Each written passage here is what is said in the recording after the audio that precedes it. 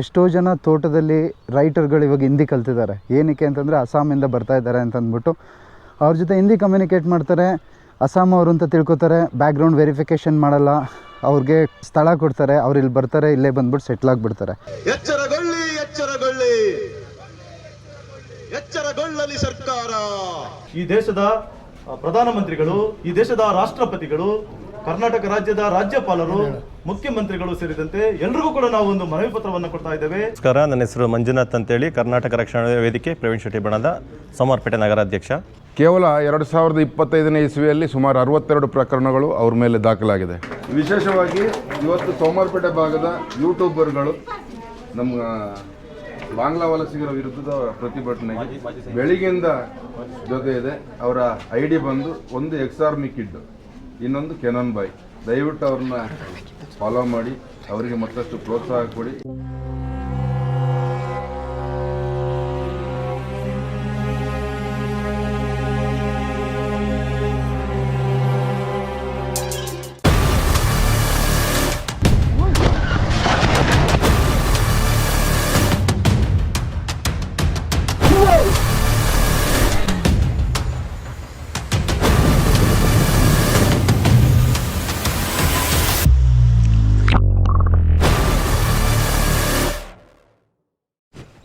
ನಮಸ್ಕಾರ ಕರ್ನಾಟಕ, ನಾನು ನಿಮ್ಮ ಎಕ್ಸಾಮಿ ಕೇಟ್. Welcome back to one more vlog.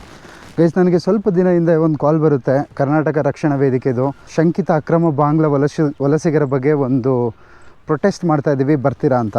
Without second think ಮಾಡಿದೆ, ಬರ್ತೀನಿ ಅಂತ ಅಂದ್ಬಿಟ್ಟು ಇವತ್ತು ಆ ಪ್ರೊಟೆಸ್ಟಿಗೆ ಬಂದಿದ್ದೀನಿ.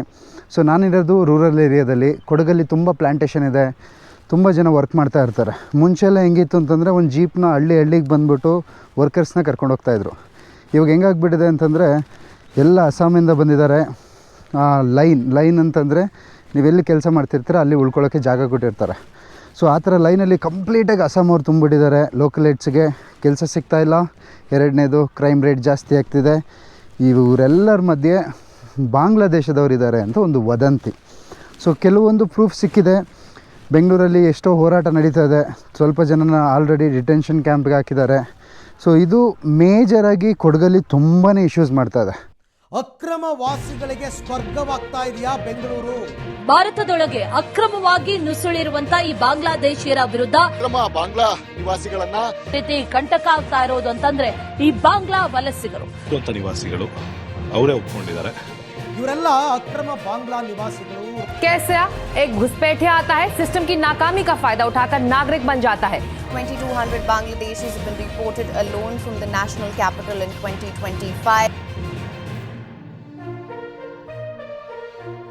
ನಮ್ಮ ಕರ್ನಾಟಕ ರಕ್ಷಣಾ ವೇದಿಕೆ ಕೊಡಗು ಜಿಲ್ಲೆ ಪ್ರವೀಣ್ ಶೆಟ್ಟಿ ಬಣ ಇವರ ವತಿಯಿಂದ ನಾವು ಇವತ್ತು ಏನು ಅಕ್ರಮ ಬಾಂಗ್ಲಾ ವಲಸಿಗರು ಕೊಡಗಲ್ಲಿ ಸುಮಾರು 10-13 ವರ್ಷಗಳಿಂದ ಬಂದು ಉಳ್ಕೊಂಡಿದ್ದಾರೆ. ಸ್ಥಳೀಯ ಕಾರ್ಮಿಕರ ಅನ್ನವನ್ನ ಕಿತ್ಕೊಳ್ಳುವಂತ ಪ್ರಯತ್ನವನ್ನ ಮಾಡ್ತಾ ಇದ್ದಾರೆ. ಜೊತೆಗೆ ಸಾಕಷ್ಟು ಅವ್ರ ಮೇಲೆ ಪ್ರಕರಣಗಳು ಆಗಿರ್ತಕ್ಕಂಥದ್ದು. ಕೇವಲ 2025ನೇ ಇಸ್ವಿಯಲ್ಲಿ ಸುಮಾರು 62 ಪ್ರಕರಣಗಳು ಅವ್ರ ಮೇಲೆ ದಾಖಲಾಗಿದೆ. ಆದರೂ ಕೂಡ ಸರ್ಕಾರ ಆಗಲಿ, ಇಲ್ಲಿರ್ತಕ್ಕಂಥ ಅಧಿಕಾರಿಗಳಾಗಲಿ ಅವ್ರ ಬಗ್ಗೆ ಯಾವುದೇ ರೀತಿಯ ಒಂದು ಕ್ರಮವನ್ನ ಕೂಡ ಕೈಗೊಂಡಿಲ್ಲ. ನಮಗೆ ಶಂಕೆ ಇದೆ, ಬಂದಿರತಕ್ಕಂಥದ್ರಲ್ಲಿ 100ಕ್ಕೆ 70 ಭಾಗ ಅವರೆಲ್ಲ ಅಕ್ರಮ ಬಾಂಗ್ಲಾ ವಲಸಿಗರು ಅಂತ. ಕೇವಲ ಆಧಾರ್ ಕಾರ್ಡ್ ಅನ್ನ ಮಾತ್ರ ಪರಿಶೀಲನೆ ಮಾಡಿ ಅವ್ರನ್ನ ಇಲ್ಲಿ ಕೆಲಸಕ್ಕೆ ಅಂತೇಳಿ ಉಳಿಸ್ಕೊಂಡಿದ್ದಾರೆ. ಆದ್ರೆ ಅವರು ಭಾರತದ ಗಡಿಯೊಳಗೆ ಬಂದು 1,500 ರೂಪಾಯಿ ಹಣವನ್ನ ಕೊಟ್ಟು ನಕಲಿ ಆಧಾರ್ ಕಾರ್ಡ್ ಅನ್ನ ಸೃಷ್ಟಿ ಮಾಡಿ ಪ್ರತಿ ವರ್ಷ ಅವರು ಬಾಂಗ್ಲಾಕ್ಕೆ ತೆರಳಿ ಅಲ್ಲಿಂದ ವಾಪಸ್ ಬಂದು ಸೀಸನ್ ಅಲ್ಲಿ ಇಲ್ಲಿ ಕೆಲಸವನ್ನ ಮಾಡ್ತಾ ಇದ್ದಾರೆ. ಹಾಗಾಗಿ ಕರ್ನಾಟಕ ರಕ್ಷಣಾ ವೇದಿಕೆಯ ವಿಚಾರ ಏನು ಅಂತ ಹೇಳಿದ್ರೆ, ಸರೋಜಿನಿ ಮಹಿಷಿ ವರದಿ ಅನುಷ್ಠಾನಕ್ಕೆ ತಂದು ಏನು ಆ ವರದಿಯಲ್ಲಿ ಕನ್ನಡಿಗರಿಗೆ 70% ಉದ್ಯೋಗ ಮೀಸಲಾತಿ ಇಡಬೇಕು ಅಂತೇಳಿ ಸರ್ಕಾರಿ ಮತ್ತು ಸರ್ಕಾರಿಯೇತರ ಈ ವಿಚಾರದಲ್ಲಿ ಅದನ್ನ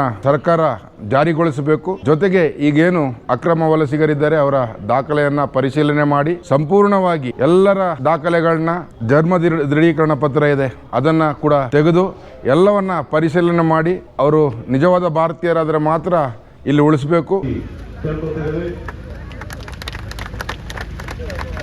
ಕರ್ನಾಟಕ ರಕ್ಷಣಾ ವೇದಿಕೆ ಹೋರಾಟಕ್ಕೆ. ಇದು ಬರೀ ಒಂದು ಸರ್ಕಾರದ ಇಶ್ಯೂಸ್ ಅಂತ ಯಾರಾದರೂ ಅಂದ್ಕೊಂಡಿದ್ರೆ ಅದು ನಿಜವಾಗ್ಲೂ ತಪ್ಪು.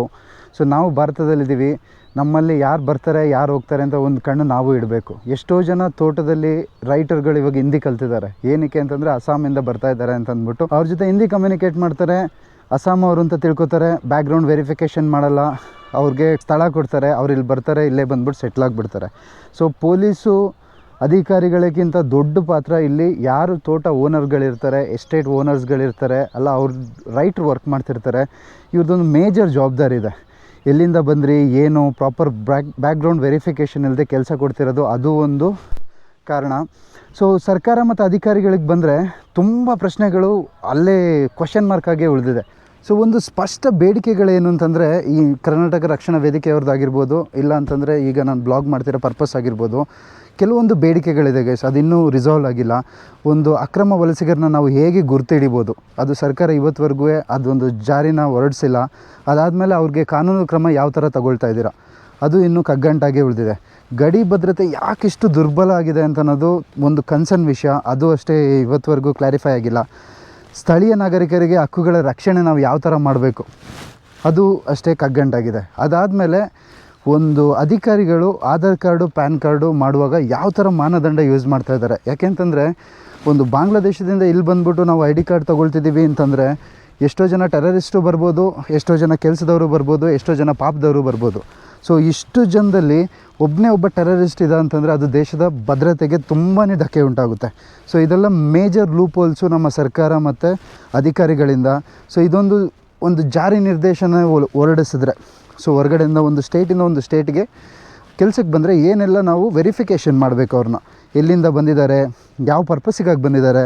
ಸೊ ಇದೆಲ್ಲವೂ ಒಂದು ಸಾರ್ವಜನಿಕರಿಗೆ ತಿಳಿದ್ರೆ ಡೆಫಿನೆಟಾಗಿ ಮುಂದಿನ ದಿನ ಯಾರಾದರೂ ಕೆಲಸಕ್ಕೆ ಬೇರೆ ಊರಿಂದ ಬಂದರೆ ಅವ್ರಿಗೆ ವೆರಿಫಿಕೇಷನ್ ಮಾಡೋಕ್ಕೆ ತುಂಬ ಈಸಿ ಆಗುತ್ತೆ. ಒಂದು ದೇಶದ ಗಡಿ ಅಂತ ಬಂದರೆ ಅದು ಯಾವುದೇ ಥರ ಜಸ್ಟ್ ರೇಖೆ ಅಲ್ಲ ಗೈಸ್, ಜಸ್ಟ್ ಬಾರ್ಡ್ರ್ ಅಲ್ಲ, ಅದು ಸ್ವಾಭಿಮಾನ, ಸಂರಕ್ಷಣೆ, ದೇಶದ ಭದ್ರತೆ ಇವೆಲ್ಲವೂ ಆ ಗಡಿಯಲ್ಲಿ ಇನ್ಕ್ಲೂಡ್ ಆಗಿರುತ್ತೆ. ಆದರೂ ಒಂದು ಬಾಂಗ್ಲಾದೇಶದ ಪ್ರಜೆಗಳು, ಸಿಟಿಸನ್ನು ಸ್ಟ್ರೇಟಾಗಿ ಯಾವುದೇ ಒಂದು ಡಾಕ್ಯುಮೆಂಟೇಷನ್ ಇಲ್ಲದೆ ಇಂಡಿಯಾದಲ್ಲಿ ಬಂದು ಈ ಥರ ಕೆಲಸ ಮಾಡ್ತಿದ್ದಾರೆ ಅಂತಂದರೆ ನಿಜವಾಗ್ಲೂ ಕೇಳೋಕ್ಕೆ ಅಚ್ಚರಿ ಆಗುತ್ತೆ. ಸೊ ನಾವಿಲ್ಲಿ ಏನು ಸೇರಿದ್ದೀವಲ್ವಾ, ಎಲ್ಲ ರಕ್ಷಣಾ ವೇದಿಕೆಯವರು ಇರ್ಬೋದು, ನಾನಾಗಿರ್ಬೋದು, ಇಲ್ಲ ಬೇರೆ ಬೇರೆ ಪ್ರೊಫೆಷನಲ್ಸು ಇಲ್ಲಿ ಬಂದಿದ್ದಾರೆ ಪ್ರೊಟೆಸ್ಟ್ಗೆ. ಇದು ನಾವು ಮಾತಾಡಬೇಕಾದ ತುಂಬ ಅಗತ್ಯವಾದ ವಿಷಯ. ಇದರಲ್ಲಿ ಮೌನ ವಹಿಸಿದ್ರೆ ನಿಜವಾಗ್ಲೂ ಇವತ್ತೆಲ್ಲ ಮುಂದಿನ ಪೀಳಿಗೆ ತುಂಬಾ ಸಫರ್ ಮಾಡಬೇಕಾಗುತ್ತೆ. ಸೊ ಆ ಥರ ಒಂದು ಪರಿಸ್ಥಿತಿ ಬರೋದು ಬೇಡ ಅಂತ ನಮ್ಮ ಕರ್ನಾಟಕ ರಕ್ಷಣಾ ವೇದಿಕೆ ಅವರು, ಆಮೇಲೆ ದೀಪಕಣ್ಣ ಇರ್ಬೋದು, ಇಲ್ಲ ಅವ್ರದ್ದು ಕಾರ್ಯಕಾರಿ ಮಂಡಳಿ ಇರ್ಬೋದು, ತುಂಬ ಹೋರಾಡ್ತಾ ಇದ್ದಾರೆ. ಅವ್ರಿಗೊಂದು ಕೈ ಜೋಡಿಸಿ ನಮ್ಮಿಂದ ಅದು ಸಹಾಯ ಆಗಲಿ ಅಂತ ನಾನು ಬ್ಲಾಗ್ ಮಾಡೋಕ್ಕೆ ಒಪ್ಕೊಂಡೆ. ನಂಗೆ ನಿಜವಾಗ್ಲೂ ಖುಷಿ ಆಯಿತು. ಕರ್ನಾಟಕ ರಕ್ಷಣಾ ವೇದಿಕೆ ಎಷ್ಟು ಮೆಚ್ಯೂರ್ಡ್ ಆಗಿ ಈ ಪ್ರೊಟೆಸ್ಟ್ನ ಆರ್ಗನೈಸ್ ಮಾಡಿದ್ದಾರೆ ಅಂತಂದರೆ, ಶಾಂತಿಯುತವಾಗಿ ಜಸ್ಟ್ ನಮ್ಮ ಘೋಷಣೆ ಕೂತ್ಕೊಂಡು ನಾವು ತಹಶೀಲ್ದಾರರಿಗೆ ಒಂದು ಮನವಿ ಪತ್ರನ ಕೊಡ್ತಾ ಇದ್ದೀವಿ. ತನಿಖಾ ಸಂಸ್ಥೆಗಳ ಎಚ್ಚರಗೊಳ್ಳಿ, ಬಂದಿದ್ದೇವೆ ನ್ಯಾಯವ ಕೇಳಲು ಬಂದಿದ್ದೇವೆ. ನಗರ ಘಟಕದ ಅಧ್ಯಕ್ಷರಾದ ಶ್ರೀಯುತ BS ಮಂಜುನಾಥ್ ಅವರು ನಮ್ಮೊಂದಿಗಿದ್ದಾರೆ. ಅವರುಗಳನ್ನು ಆತ್ಮೀಯವಾಗಿ ವೇದಿಕೆ ಆಹ್ವಾನಿಸಿದ್ದಾರೆ. ಹಾಗೆ ಈ ದೇಶದ ಭವ್ಯ ಹಿತದೃಷ್ಟಿಯಿಂದ ನಾಳೆಯ ಸುಭದ್ರ ನಾಳೆಗಳನ್ನ ಕಲ್ಪಿಸಿಕೋಸ್ಕರ, ಸುಭದ್ರ ನಾಳೆಗಳ ವಿಚಾರಕ್ಕಾಗಿ ನಾವು ಏನೊಂದು ಪ್ರತಿಭಟನಾ ಮೆರವಣಿಗೆಯನ್ನ ಮಾಡಿ, ಪ್ರತಿಭಟನಾ ಸಭೆಗಳನ್ನ ಮಾಡಿ ಸರ್ಕಾರಗಳನ್ನು ಎಚ್ಚರಿಸಿ ಈಗಾಗಲೇ ಬಂದಿದ್ದೇವೆ. ಸರ್ಕಾರದ ಆಡಳಿತ ಭಾಗವಾದ ತಹಶೀಲ್ದಾರರ ಕಚೇರಿಗೆ ಬಂದಿದ್ದೇವೆ. ಇಲ್ಲಿಂದ ನಾವು ಈ ದೇಶದ ಪ್ರಧಾನಮಂತ್ರಿಗಳು, ಈ ದೇಶದ ರಾಷ್ಟ್ರಪತಿಗಳು, ಕರ್ನಾಟಕ ರಾಜ್ಯದ ರಾಜ್ಯಪಾಲರು, ಮುಖ್ಯಮಂತ್ರಿಗಳು ಸೇರಿದಂತೆ ಎಲ್ರಿಗೂ ಕೂಡ ನಾವು ಒಂದು ಮನವಿ ಪತ್ರವನ್ನು ಕೊಡ್ತಾ ಇದ್ದೇವೆ. ವಿಶೇಷವಾಗಿ ಇವತ್ತು ಸೋಮವಾರಪೇಟೆ ಭಾಗದ ಯೂಟ್ಯೂಬರ್ಗಳು ನಮ್ಮ ಬಾಂಗ್ಲಾ ವಲಸಿಗರ ವಿರುದ್ಧದ ಪ್ರತಿಭಟನೆಗೆ ಬೆಳಿಗ್ಗೆಯಿಂದ ಜೊತೆ ಇದೆ. ಅವರ ID ಬಂದು ಒಂದು ಎಕ್ಸ್-ಆರ್ಮಿ ಕಿಡ್, ಇನ್ನೊಂದು ಕೆನಾನ್ ಬಾಯ್. ದಯವಿಟ್ಟು ಅವ್ರನ್ನ ಫಾಲೋ ಮಾಡಿ, ಅವರಿಗೆ ಮತ್ತಷ್ಟು ಪ್ರೋತ್ಸಾಹ ಕೊಡಿ, ಮತ್ತಷ್ಟು ಸಮಾಜಮುಖಿ ಕೆಲಸ. ಹಾಗೆ ನಮ್ಮ ಈ ಒಂದು ಈ ಬ್ಲಾಗ್ ಮಾಡ್ತಾ ಇರೋದು ಯಾವುದೇ ರಾಜಕೀಯ ಉದ್ದೇಶಕ್ಕಲ್ಲ, ಹಾಗೂ ಪರ್ಸ್ನಲ್ ಹಿತಾಸಕ್ತಿನೂ ಇಲ್ಲ, ಆಮೇಲೆ ಪರ್ಸ್ನಲ್ ಲಾಭಕ್ಕೂ ಇಲ್ಲ. ಹಿತಾಸಕ್ತಿ, ಪರಿಸರ ಮತ್ತು ನಮ್ಮ ಮುಂದಿನ ಪೀಳಿಗೆಗೆ ಇದು ಯಾವ ಥರ ಎಫೆಕ್ಟ್ ಆಗುತ್ತೆ ಅಂತ ಒಂದು ಅರಿವು ಮೂಡಿಸ್ಕೊಡೋಣ ಅಂತ ಸೊ ನಾವೆಲ್ಲ ಇಲ್ಲಿ ಸೇರಿದ್ದೀವಿ. ಸೊ ಕರ್ನಾಟಕ ರಕ್ಷಣಾ ವೇದಿಕೆ ಪ್ರವೀಣ್ ಶೆಟ್ಟಿ ಬಣದ ರಾಜ್ಯಾಧ್ಯಕ್ಷರು ದೀಪಕ್ ಸರ್ ಆಗಿರ್ಬೋದು, ಆಮೇಲೆ ನಗರಾಧ್ಯಕ್ಷರು ಮಂಜುನಾಥ್ ಅವರಾಗಿರ್ಬೋದು, ತುಂಬ ಥ್ಯಾಂಕ್ ಯು ಸೋ ಮಚ್. ಕರೆದು ಈ ಥರ ಒಂದು ಬ್ಲಾಗ್ನ ಮಾಡಿ ಜನಗಳಿಗೆ ಅರಿವು ಮೂಡಿಸಿ ಅಂತ ನನ್ನನ್ನು ಚೂಸ್ ಮಾಡಿ ಕಳಿಸಿದ್ದೀರಾ. ಸೊ ವಿಡಿಯೋ ಎಂಡಿಂಗಲ್ಲಿ ಒಂದು ಕೊಲ್ಯಾಬ್ ಇದೆ ಗೈಸ್, ವಿಡಿಯೋದು ಫೋಟೇಜ್ ಎಲ್ಲ ನೋಡ್ತಾ ಇದ್ದೀರಾ. ಸೊ ನಿಖಿಲ್ ಅಂತ ನನಗೆ ಹೆಲ್ಪ್ ಮಾಡಿದ್ದು, ಥ್ಯಾಂಕ್ ಯು ಸೋ ಮಚ್ ನಿಖಿಲ್ಗೂ. ಆಮೇಲೆ Canon boy, our rising star from Somwarpet. So video ಎಂಡಿಂಗಲ್ಲಿ ಅವ್ರದ್ದು ಒಂದು ಬೈಟ್ ಹಾಕ್ತೀನಿ, ನೋಡ್ಕೊಬನ್ನಿ. ಸೊ ಇದು ಇವತ್ತಿನ ಕಾರ್ಯಕ್ರಮ. ಆಲ್ಮೋಸ್ಟ್ ಆಲ್ ನಾವು ಎಂಡಿಂಗ್ ಸ್ಟೇಜಿಗೆ ಬಂದಿದ್ದೇವೆ. ಬಟ್ ಎಂಡ್ ಮಾಡೋಕ್ಕಿಂತ ಮುಂಚೆ ನಿಮ್ಗೊಂದು ಸೆಲೆಬ್ರಿಟಿನ ಮೀಟ್ ಮಾಡಿಸ್ತೀನಿ. So hey guys, welcome back to my mini vlog and do follow and subscribe Ex-Army Kid. Guys not only ex-army kid, cannon boy new racing star, new racing star ಅಂತ ಬಂದಿದೆ. But beautiful ಆಗಿ video ಮಾಡ್ತಿದ್ದಾನೆ. ಇಬ್ಬರು Somapete boys. ಬರೀ ex-army kid ಅಂತಲ್ಲ, cannon ಬಾಯ್ನು subscribe ಮಾಡಿ. ಮತ್ತು ಕ್ಯಾನನ್ ಬಾಯ್ದು ಫ್ಯಾನ್ಸ್ ಯಾರಾದರೂ ಇದ್ದರೆ ಕಮೆಂಟ್ ಸೆಕ್ಷನಲ್ಲಿ ಧೂಳು ಮಾಡಾಕ್ಬಿಡಿ. ಆ್ಯಂಡ್ ನೆಕ್ಸ್ಟ್ ಒಂದು ಅಲ್ಟಿಮೇಟ್ ವಿಡಿಯೋ ಕೊಲಾಬ್ರೇಟ್ ಆಗಿ ಮಾಡ್ತಾ ಇದ್ದೀವಿ. Definitely. So stay tune guys. ಮತ್ತು ನೀವು ಈ ಬ್ಲಾಗಲ್ಲಿ ಏನೆಲ್ಲ ಫುಟೇಜ್ ನೋಡ್ತಾ ಇದ್ದೀರಾ ಇವತ್ತು, ಅದಕ್ಕೆ ಕಾರಣಕರ್ತರು ನಮ್ಮ ನಿಖಿಲ್. ಎವ್ರಿ ಟೈಮ್ ಬಂದ್ಬಿಟ್ಟು ಒಂದು ಎಂಟರ್ಟೈನ್ಮೆಂಟ್ ವಿಡಿಯೋ ಮಾಡ್ತಾ ಇದ್ವಿ. ಇವತ್ತು ಬಂದ್ಬಿಟ್ಟು ಒಂದು ಕಾಸ್ಗೋಸ್ಕರ ಎಲ್ಲ ವಿಡಿಯೋ ಶೂಟ್ ಮಾಡಿದ್ದೀವಿ. So please subscribe and share. Yes guys, so ಇದು ಬ್ಲಾಗ್ ನಿಮ್ಗೆ ಇಷ್ಟ ಆಗುತ್ತೆ ಅಂತ ಅನ್ಕೋತೀನಿ. ಇವತ್ತದು ಕೊಲಾಬ್ರೇಷನ್ ಹೆಂಗಿದೆ ಅಂತಂದರೆ cannon boy, ex-army kid and Nikhil. So ನಾನು ಕ್ವೆಶನು ನಿಮ್ಮ ಕಡೆ ಬಿಡ್ತಾ ಇದ್ದೀನಿ. ಯಾವ್ದು ತಪ್ಪು ಯಾವ್ದು ಸರಿ ಅಂತ ಕಮೆಂಟ್ ಬಾಕ್ಸಲ್ಲಿ ತಿಳಿಸಿ. ಆಮೇಲೆ ಚರ್ಚೆ ನಡೆಸಿ. ಮೌನವೇ ತುಂಬ ಅಪಾಯ ಗೈಸ್. ಯಾವ ವಿಷಯದಲ್ಲಿ ಮಾತಾಡಬೇಕು, ಯಾವ ವಿಷಯದಲ್ಲಿ ಧ್ವನಿ ಎತ್ತಬೇಕು, ಆ ವಿಷಯದಲ್ಲಿ ನಾವು ಧ್ವನಿ ಎತ್ತಬೇಕು. ಇಲ್ಲ ಅಂತಂದರೆ ಮುಂದೊಂದು ದಿನ ನಮ್ಮ ಪೀಳಿಗೆ ಇರ್ಬೋದು, ನಮ್ಮ ಮುಂದಿನ ಪೀಳಿಗೆ ಇರ್ಬೋದು, ಯಾರೂ ಆನ್ಸರೇಬಲ್ ಆಗಿರಲ್ಲ. ಸೊ ಒಂದು ಸ್ವಾಸ್ಥ್ಯ ಸಮಾಜನ ಸೃಷ್ಟಿಸೋಣ, ಕಾನೂನುಬದ್ಧವಾಗಿ ಹೋರಾಡೋಣ. ಹಾಗೆ ಯಾವುದು ಅನ್ಯಾಯ ಅದನ್ನ ದೇಶದಿಂದ ಹೊರಗಡೆ ಹಾಕೋಣ ಅಂತ ಹೇಳ್ತಾ ಈ ಬ್ಲಾಗ್ನ ಇಲ್ಲೇ ಮುಗಿಸ್ತಾ ಇದ್ದೀನಿ. ಜೈ ಹಿಂದ್, ಜೈ ಕರ್ನಾಟಕ ಮಾತೆ. ನಿಮ್ಮ ex army kid signing off. Next ಬ್ಲಾಗಲ್ಲಿ ಸಿಗ್ತೀನಿ. See you, bye, Tata.